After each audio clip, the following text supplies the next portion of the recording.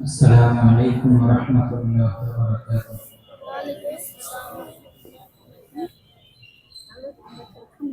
الحمد لله وكفى وسلام على عباده الذين اصطفى. أما بعد فأعوذ بالله من الشيطان الرجيم. بسم الله الرحمن الرحيم. إن هذا القرآن يهدي للتي هي أقوم. وقال النبي صلى الله عليه وسلم: القرآن شافع مشفع ومحلول مصدق، من جعله أمامه قاده إلى الجنة، ومن جعله خلف ظهره ساقطه إلى النار. أو كما قال عليه الصلاة والسلام. صدق الله العظيم وصدق رسوله النبي الكريم، ونحن على ذلك من الشاهدين والشاكرين، والحمد لله رب العالمين। আলহামদুলিল্লাহ, আল্লাহ তাআলার অশেষ মেহেরবানি যে আল্লাহ তাআলা আমাদেরকে কোরআন কারীমের এই মজলিসে বসার সৌভাগ্য দান করছেন। শুকর আদায়, আলহামদুলিল্লাহ। আপনারা যারা এত সময় থেকে এখানে কষ্ট করে বসে আছেন, কয়েকজন আলেমের মুখ থেকে শুনেছেন, আসলে আমি আপনাদের এখানে কোনো দাওয়াতি মেহমান না, আর ব্যক্তিগতভাবেও আমি কোনো বড় আলেম না, ওয়াইজ না, কিছু না। আল্লাহ রাব্বুল আলামিনের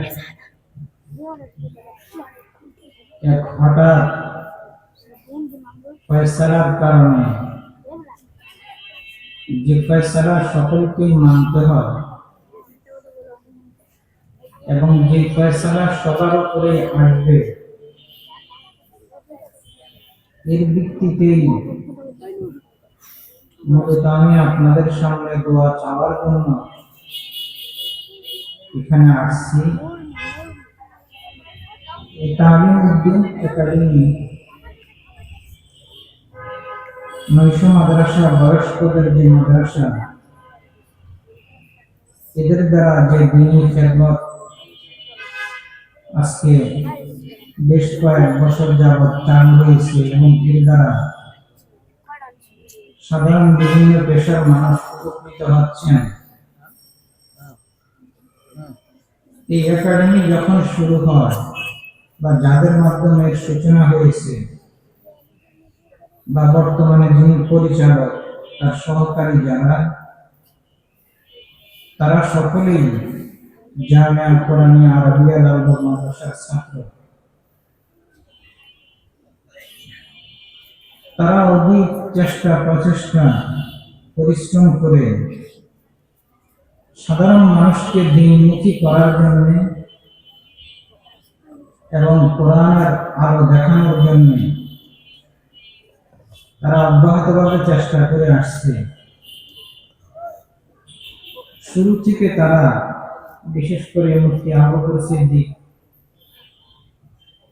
আল্লাহ তাআলা তার মধ্যে ইখলাস দান করেন এবং তার মেহনতকে আল্লাহ তাআলা কবুলিয়ত দান করেন।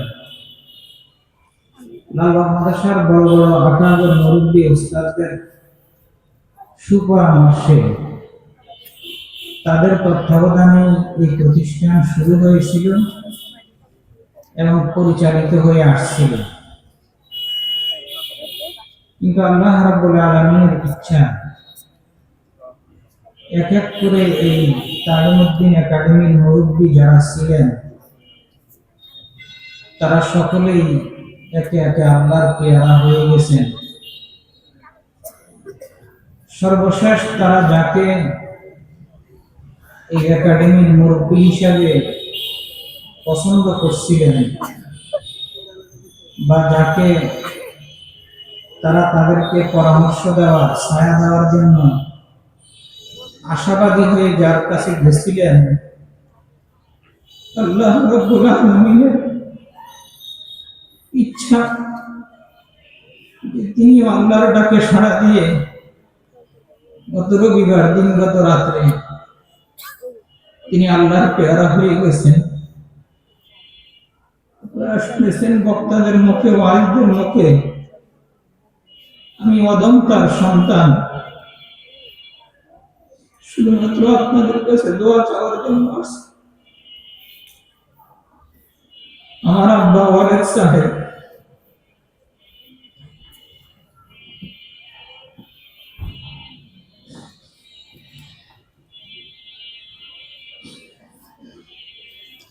তিনি কোরআনের বড় আশেক ছিলেন। যারা কাছ থেকে দেখছেন বা যারা তার কাছে পড়ছে তারা জানে। আমি শুধু তার শেষ জীবনের যে একটা কথা বললে আপনারা উপলব্ধি করতে পারবেন। 85 বছর বয়স হয়েছিল প্রায়। এই বয়সে, এই বৃদ্ধ অবস্থায় প্রতি রমজানে তিনি কমপক্ষে 10 খতম কোরআন শরীফ করতেন। 3 দিনে 1 খতম তো নিয়মিত হতোই, কোন সময় তার থেকে বেশি হয়ে যেত। শুধু সেহরি খাওয়া, তাহাজ্জুদ আর একটু সকালের বিশ্রাম আর ফরজ নামাজ বাদ দিয়ে সারাদিন কোরআন শরীফ তেলাওয়াত করতেন। জীবনের শেষ দিকের এই কয়েক বছরে ওনার একটা আদত নিয়ম হয়ে গেছিল যে আসর থেকে মাগরিব পর্যন্ত এই সময়টা সারাক্ষণ কোরআন শরীফ তেলাওয়াত করতেন। কোনো ছাত্রের সাথে কথা বলতেন না, কোনো সাক্ষাৎ দিতেন না। তো আমি কিন্তু তার ছেলে, আপনারা শুনছেন ওনাদের কাছে, তো আমি গিয়ে কোনো সময় জোর করে সালাম দিলে, শব্দ করে সালাম দিলে, তো তাকে জিজ্ঞেস করতেন কি জন্য আসছে, কিছু বলবা? তো দুই এক কথা বলে আবার তেলাওয়াত শুরু করে দিতেন। আল্লাহ তাআলা ওনাকে হঠাৎ নিয়ে গেছেন। দিলের মধ্যে সদমা আছে, দুঃখ আছে, সবার আছে, আসবে, কিন্তু এটা তো আল্লাহর ফয়সালা। কষ্ট দুঃখ থাকলেও এর উপরে রাজি থাকতে হবে। চোখে অশ্রু ঝরবে, অন্তর গড়বে, কিন্তু খোদার ফয়সালাকে মেনে নিতেই হয়। তো আপনারা দোয়া করবেন আল্লাহ তাআলা ওনাকে জান্নাতের আলা মাকাম দান করেন এবং ওনার আওলাদ, আমরা 5 ভাই, আলহামদুলিল্লাহ, এটা আমরা শুকর আদায় করে বলি এবং আপনাদের কাছে দোয়া চাই যে এটা আমার আব্বার দিলের আশা ছিল, আল্লাহ তাআলা তার দিলের আশাকে 100 ভাগ পুরা করে দিয়েছে। আমি ছোটবেলা শুনেছি যে আমার নানা আলেম ছিলেন, নানাকে আমি দেখছি। আমার এক মামা ছিলেন জেনারেল শিক্ষিত, ইংরেজি পড়ুয়া, অনেক বড় চাকরি করতেন, ওই সময় অনেক টাকা বেতনের চাকরি করতেন। তো আমার আম্মা বয়সে ওই মামার ছোট।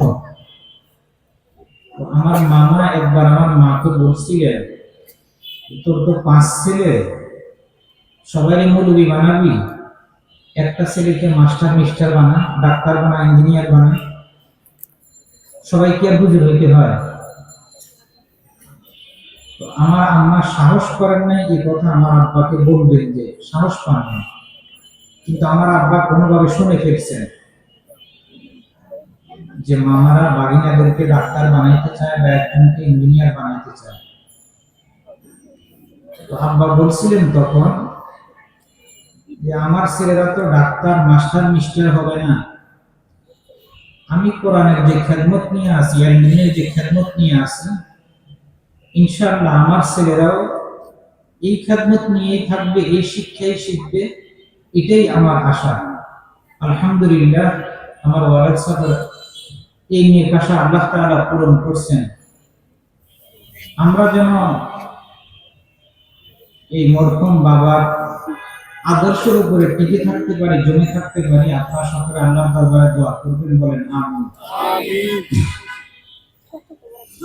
যেহেতু এখানে পাগড়ি প্রদানের অনুষ্ঠান, অনেক গার্জিয়ান এখানে আছেন, হাফেজদের, এই হিসাবে আপনাদের সামনে দুটি কথা বলে আমি শেষ করে দিব, আপনাদেরকে কষ্ট দিব না। আজকে বর্তমানে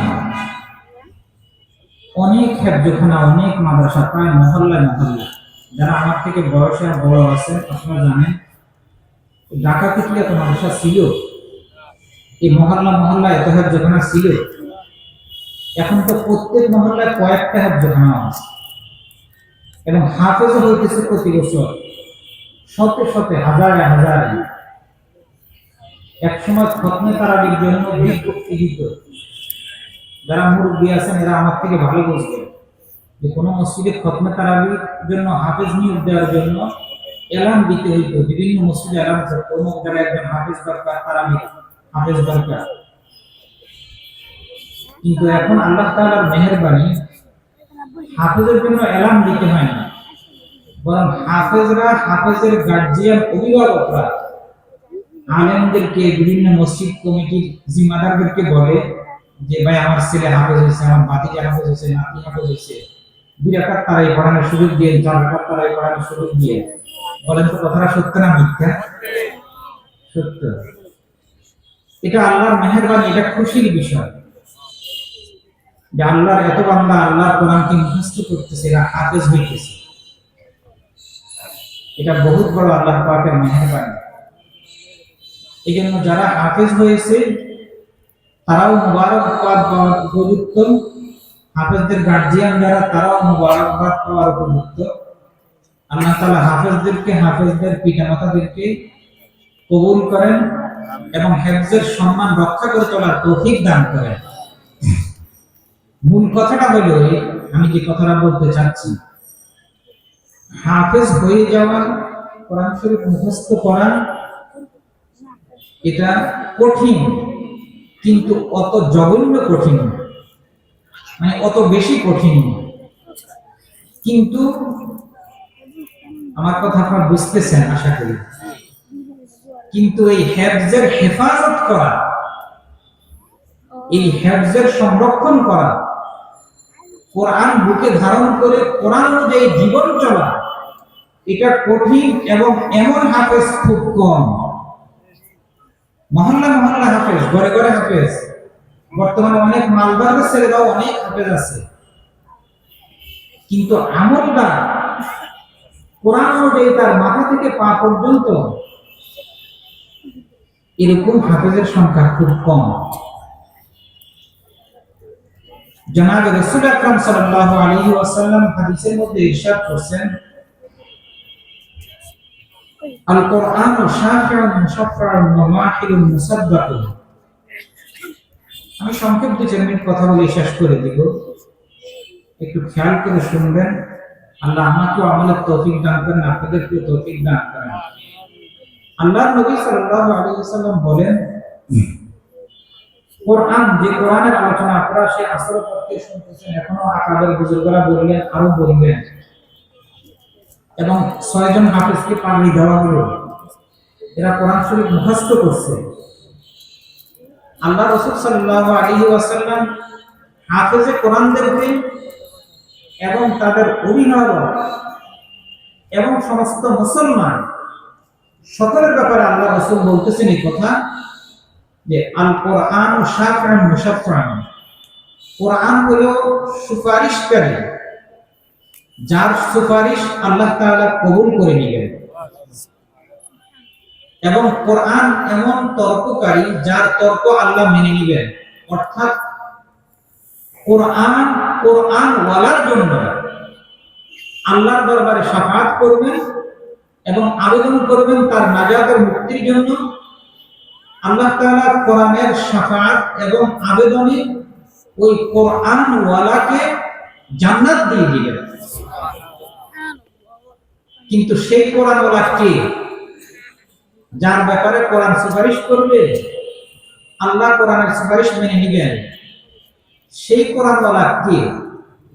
আল্লাহ রাসূল সাল্লাল্লাহু আলাইহি ওয়াসাল্লাম বলেন, মান জাআলাহু আমামাহু ফাদাহু ইলাল জান্নাহ ওয়া মান জাআলাহু খালফা যাহরিহি সাকাতাহু ইলান নার। কোরআন হিফজ করলো, কোরআন নাযারা করলো, কোরআনের আলেম হইল, আল্লাহ রাসূল বলেন, যে ব্যক্তি এই কোরআনকে সম্মুখে রেখে চলবে, সম্মুখে রেখে চলার অর্থ হলো যে ব্যক্তি তার জীবনকে কোরআন অনুযায়ী সাজাবে এবং কোরআন অনুযায়ী তার জীবনটা চলবে, পরিচালিত হবে, আল্লাহ রাসূল বলেন এই কোরআন তাকে টেনে জান্নাতে পৌঁছে দেবে। আল্লাহ আমাদের সকলকে নসিব করেন। কিন্তু দ্বিতীয় অংশে আল্লাহ রাসূল বলেন, ওমান জাআলাহু খালফা যাহরি সাকাতাহু ইলান নার। আর যে মুসলমান হাফেজ হোক, গায়রে হাফেজ হোক, আলেম হোক, জাহেল হোক, কোরআনকে পিছনে রাখবে, অর্থাৎ কোরআন অনুযায়ী আমল করবে না, কোরআন অনুযায়ী নিজের জিন্দেগি বানাবে না, আল্লাহ রাসূল বলেন কোরআন তাকে ধাক্কা দিয়ে জাহান্নামে নিক্ষেপ করবে, নাউযুবিল্লাহ। এই জন্য ভাইয়েরা আমার, কথা আমার শেষ, যাদের ছেলেরা হাফেজ হয়েছে, আমি বলবো আপনাদেরকে, আপনাদের সন্তান যেন হেফজের মর্যাদা রক্ষা করে থাকতে পারে, হেফজের যেন হেফাজত করতে পারে, ওই চেষ্টা করবেন এবং নিজের ঘরকে, পরিবেশ, মাহৌলকে ওরকম বানাবেন। অনেক ক্ষেত্রে হয় কি, ছোট ছোট বাচ্চা তো হেফজখানায় দিলে ওস্তাদের কাছে মেহনত করে হেফজ করে ফেলে, কিন্তু কিছুদিন পরে দেখা যায় ওই বাসা বাড়ির পরিবেশের কারণে অথবা মা বাবার অবহেলা গাফলতির কারণে এমন অবস্থা হয় যে তার না আছে দাড়ি, না আছে টুপি, না আছে নামাজ, না আছে শরীয়ত, বরং আল্লাহ মাফ করেন, বরং এটা জেনারেল স্কুল পড়ুয়া থেকেও আরো জঘন্য হয়ে যায়। হয় না এরকম? কেন এরকম হইতেছে? ওই যে কোরআনকে পিছনে রেখে দিয়েছে। কোরআন এই নিয়ামত পাওয়ার পরে দরকার ছিল কোরআনকে সামনে রাখা, কোরআনকে ফলো করে চলা, কোরআনকে অনুসরণ করে জীবন চলা, এটা ছিল হাফেজে কোরআনের দায়িত্ব। কিন্তু কোরআন এত বড় নিয়ামত লাভ করার পরেও যেহেতু সে কোরআন অনুযায়ী জীবন চলে নাই, যার কারণে এই অভিশাপ তার উপরে দুনিয়াতে শুরু হয়ে গেছে। আখিরাতে কঠিন আযাব, হেফজ করে যদি হেফজ ভুলে যায়, আর দুনিয়াতে এই অবস্থা যে তার হেফজ ভুলে গেছে, কোরআনের সম্পর্ক নাই, এবং কোরআন যে তার অন্তরে আছে এর কোনো আলামত তার সাথে প্রকাশ হয় না। এর জন্য অনেক ক্ষেত্রে আমাদের গার্জিয়ানরা দায়ী। সত্য না মিথ্যা? অনেক ক্ষেত্রে গার্জিয়ানরা দায়ী। অথচ একজন হাফেজের বাবা, আলেমের বাবা, তার কত সম্মান, কত মর্যাদা। আল্লাহ রাসূল সাল্লাল্লাহু আলাইহি ওয়াসাল্লাম বলেন, মান কারাআল কুরআনা ওয়া আমিলা বিমা ফি উলবিসা ওয়ালিদাহু তাজা ইয়াউমাল কিয়ামাতি দাওহু আহসানু মিন দাওইশ শামসি। কোন অভিভাবক, কোন মা বাবা যদি তার সন্তানকে কোরআন শিখায় আর ওই সন্তান কোরআনের আলেম হয়, হাফেজ হয়, এরপরে কোরআন যে আমল করে, তো এই যে সন্তান আলেম হইল, হাফেজ হইল, কোরআনের আমলদার হইল, এর বরকতে আল্লাহ তাআলা ওই সন্তানের পিতামাতাকে কিয়ামতের দিন এমন নূরের মুকুট পরিয়ে দিবেন যার আলো সূর্যের আলো থেকেও বেশি হবে। আল্লাহ রাসূল বলেন, ফামা যান্নুকুম বিল্লাযী আমিলা। যে সন্তানের বরকতে মা বাবার এত বড় সম্মান, এত বড় মর্যাদা আল্লাহ দিবেন, তাহলে যে হাফেজ, যে আলেম নিজে কোরআন অনুযায়ী আমল করলো, তাকে আল্লাহ পাক কত বড় মাকাম দিবেন, নিশ্চয়ই আরো বড় মাকাম দিবেন। যার বরকতে মা বাবা এত বড় সম্মান পাবে, তো তাকে খোদাই পাক আরো বড় মর্যাদা দিবেন, আরো বড় মাকাম দান করবেন। এই জন্য ভাইরা আমার, যাদের সন্তান আছে, নাতি আছে, পুতি আছে, এরা সন্তানদেরকে হেফজ শিখান, কোরআন শিখান, দুনিয়া আখিরাতে আল্লাহ পাক উজ্জ্বল করবেন। এবং আখিরাতে নাজাতের জরিয়া করবেন। আজকে যারা পাগড়ি নিছে আমরা সকলে তাদের জন্য দোয়া করব, এরাও যেন কোরআনের আলেম হতে পারে। হাফেজ তো হয়ে গেল, আলেম যেন হতে পারে। সাথে দোয়া করব আলেম হয়ে যেন কোরআন অনুযায়ী আমল করা হয়ে যায়। আল্লাহ পাক সেই তৌফিক যেন তাদেরকে দান করেন। আর এই তালিমউদ্দিন একাডেমির জন্য দোয়া করব। আসলে আমি একটা কথা বলে শেষ করে দিব, আপনারা এই পুরান ঢাকার মানুষ, লালবাগ মাদ্রাসার অনেক দিন কালের প্রিন্সিপাল মুফতি ফজলুল হক আমিনী রহমাতুল্লাহির নাম শুনছেন না? সব সারা দেশের মানুষ সবাই শুনছে। অনেক বড় কায়েদে মিল্লাত ছিলেন, বাংলাদেশের আনন্দের রাহবার ছিলেন, মুজাহিদ ছিলেন। তো হুজুরের যেদিন ইন্তেকাল হলো, মঙ্গলবার দিন রাত্রে ইন্তেকাল হয়েছে, বুধবারে জানাজা হয়েছে, শাহীনবাড়ির ওখানে দাফন হয়েছে। আমি যে বললাম আপনাদের মাওলানা আবু বকর সাহেব তালিমউদ্দিন একাডেমি, তার প্রথম মুরব্বী ছিল হযরত মাওলানা আব্দুল রাজ্জাক সাহেব হুজুর রাহমাতুল্লাহি মদিনা, যাকে বলা হয়। তো শাহী মসজিদের মাকবারাতে দাফন হয়েছিল আমিন সাহেব হুজুরের। হাজার লোক, লাখো লোক যারা ওই সময় ছিলেন জানেন। তো আসরের পরে মদিনা হুজুর রহমাতুল্লাহির কামরায় আমি গেছি। আমি হুজুরের ছাত্র। আল্লাহ তাআলা হুজুরের কবরকে নূর দ্বারা মুনাওয়ার করে দেন। আমাদের আকাবের এবং মুরব্বীরা একে একে সব চলে গেছেন, শূন্য দুনিয়া খালি। দোয়া চাইবেন কার কাছে? এরকম লোকই তো এখন দুনিয়া থেকে সব চলে যেতেছে। আমলদার মানুষ, নেককার মানুষ, আল্লাহ ওয়ালাদের দোয়া, এটাই তো আমাদের বড় সম্বল, আল্লাহ ওয়ালাদের ছায়া। তো মদিনা হুজুর রহমাতুল্লাহি আলাইহি আবেগের সাথে বলতেছিলেন, যখন আমি সাহেবকে শাহীনদের মাকবারা দাফন করতেছি, তো আসরের পরে হুজুর বলতেছেন, আমি ছিলাম আরবি একজন খাদেম ছিল, হুজুর আমাকে মায়া করতেন, আমি হুজুরের ছাত্র ছিলাম। হুজুর বললেন, কিন্তু তিনি হুজুর এই কথা বলে, আমরা মুরব্বী হারা, আমাদের ছায়া নাই, মাথার উপরে আমাদের ছায়া নাই। তো আজকে 12-14 বছর পরে ওই কথার বাস্তবতা আমি অদমের উপরেও আসছে। যে বাবা, আপনারা যারা পুরান ঢাকার মানুষ জানেন, আমার আব্বা প্রায় মাসের মধ্যে প্রায় 50 বছরের মতো খাদেম ছিলেন, উস্তাদ ছিলেন, মুহাদ্দিস ছিলেন। আমি ওনার অধীনে মাওলানা আবু বকর সাহেব আমাদেরও ছাত্র, আর তালিমউদ্দিন একাডেমি আরো যারা আছে এরা অনেকে আমাদের ছাত্র। ওরা জানে আমি হুজুরের পাশে প্রায় 29 বছরের মতো পাশে ছিলাম। বাবা মাথার উপরে ছায়া করে রাখছে, কিন্তু আজকে বাবার ছায়া চলে গেছে। এটা আল্লাহ পাকের হুকুম, ইচ্ছা। কিন্তু যে সুন্দর ইমানি মৃত্যু তার হয়েছে, মাগরিবের নামাজ পড়ছেন চেয়ারে বসে, সুন্নত পড়ছেন, সুন্নত পড়ে বসে বসে ডাইন হাতে তাসবিহ করতেছেন। এই তাসবিহ পড়া চলাকালীন সময়ে খাদেম বলল যে আল্লাহ বলে একটা শব্দ করছেন। এরপরে দেখলেন, আপনাদের কষ্ট হইতেছে ভাই? এরপরে খাদেমরা দেখলো যে মুখে একটু স্যাঁক লালা আসতেছে। অনেকে চিনেন আমাকে, আমি ওই রয়্যাল পাড়ে তালগাছ মসজিদের মধ্যে নামাজ পড়াই। আমি ওখানে ফরজ নামাজ পড়ে 2 রাকাত সুন্নাত পড়ে 2 রাকাত নফল পড়ে আমি আসতেছি। আমি মসজিদ থেকে যখন 2 কদম বাইরে হয়েছি, সামনের দিকে আসতেছি, তো 2-3টা ছেলে মানে খুব দ্রুত দৌড়াইতেছে, অস্বাভাবিকভাবে জলদি দৌড়াইতেছে।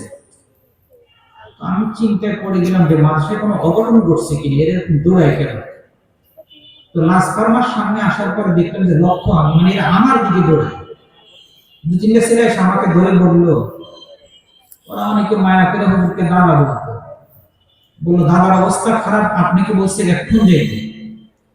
তো আমি ওই বাচ্চাদের মতো দৌড়ানো শুরু করলাম ছাত্রদের সাথে।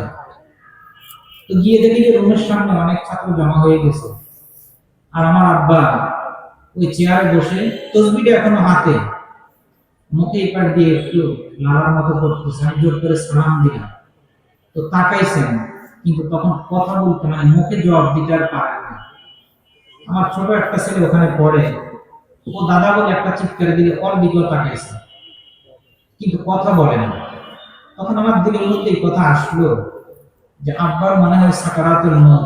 ওলামা হযরত জানেন যে মুমিনের মৃত্যুর আগে যে যন্ত্রণা, মৃত্যুর যে উপকরণ লক্ষ্য শুরু হয় ওটাকে সাকারাতুল মউত বলে। যে শুরু হয়ে গেছে। আমি ছেলেদেরকে বললাম যে আব্বাকে ধরে সহায় দাও।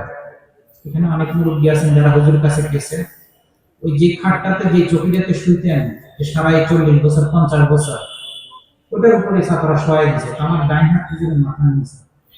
আমার মনের মধ্যে এই চিন্তা আসলো যে মনে হয় সময় শেষ। তা আমি নিজেই জোরে জোরে কালেমা পড়া শুরু করলাম। ছাত্রদেরকে বললাম যে বাবা তোমরা সূরা ইয়াসিন পড়ো। তো একবার শব্দ শোনা গেছে, কালেমা পড়ছেন আমার সাথে, আলহামদুলিল্লাহ। এরপরে সামান্য মুখটা একটু ফুলছেন। তো আমি ভাবছি হয়তো পানি চাইতেছে। তো আমি খাদেমকে বললাম যে বাবা একটু পানি দাও। আমার ছোট ছেলেকে বললাম যে দাদাকে পানি দাও, কিন্তু কম দিয়ে হয়তো পানি তুলতে পারবে না। তো সে পানি দিল, আবার মুখ স্বাভাবিকভাবে মুখ বন্ধ হয়ে গেল। এরপরে বাচ্চা পোলাপান যেভাবে মানুষের মা বাবার কোলের মধ্যে ঘুমায়, এইভাবে 2-3 মিনিটের মধ্যে চোখ বন্ধ হয়ে গেল। কোনো হাত পাও টানা অথবা চোখ উল্টানি অথবা কোনো পেশাব পায়খানা অথবা কোনো বমি বা গাল বাঁকা ঠোঁট বাঁকা কিছুই না। মনে হয় যেন একটা মানুষ, একটা বাচ্চা মায়ের কোলে বাবার কোলে এইভাবে ঘুমায় রয়েছে, এইভাবে ঘুমায় গেল। এভাবে ইমানের সাথে এত আসানির সাথে আল্লাহর দরবারে চলে গেছেন। আল্লাহ এমন নেক মৃত্যু, ইমানি মৃত্যু আমাদেরকে নসিব করেন। আমাদের যাদের মা বাবা বেঁচে আছেন তাদেরকে আল্লাহ নসিব করেন। ভাই ইমানি মৃত্যু বড় দৌলত। ইমানের সাথে যদি দুনিয়া থেকে যাওয়া যায়, এটা সবচেয়ে বড় সৌভাগ্য। এই জন্য সকলে আমরা দোয়া করব আমাদের যেন আল্লাহ ইমানের উপর ইস্তেকামাতের সাথে রাখেন এবং আমাদের মত যেন কালেমা পড়ে ইমানের সাথে বলেন আমিন। আর আমার ওয়ালিদ সাহেবের জন্য দোয়া করবেন, আল্লাহ তাআলা যেন ওনাকে মাগফিরাত এবং জান্নাতের বড় মাকাম দান করেন।